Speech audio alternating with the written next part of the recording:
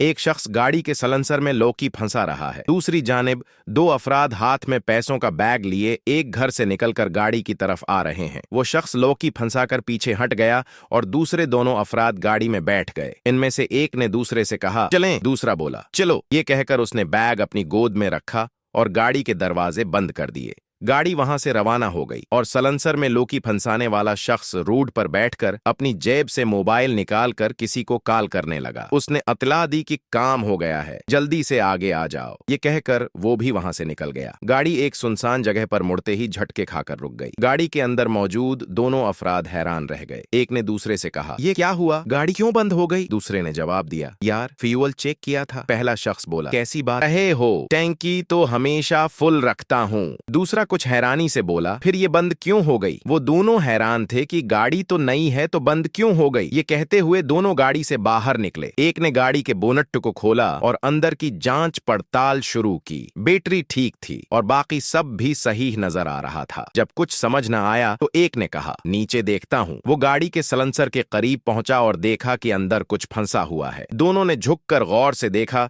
तो सलेंसर में लौकी है, अटकी हुई थी। एक शख्स ने कहा, सलेंसर में किसी ने लौकी डाल दी है, इसका मतलब समझते हो? दूसरा बोला, क्या मतलब? ये सुनते ही वो दोनों परेशान हो गए। फौरन गाड़ी के अंदर जाकर बैग को चेक किया, लेकिन वो गायब था। फौरन दूसरे ने परेशानी के आलम में गाड़ी को चेक किया। दोनों ने एक दूसरे से परेशानी में पूछा कि बैग है कहाँ गया। आखिरकार उन्हें एहसास हुआ कि किसी ने उन्हें धोखा दिया है। दोनों गाड़ी के पीछे भागे, लेकिन कुछ दूर जाकर देखा कि दो अफराद बैग लेकर भाग रहे हैं। इनमें से एक ने दूसरे से कहा, वो रहे, ये रहा, और दूसरा बैग उनकी तरफ फेंक कर वहां से भाग निकला।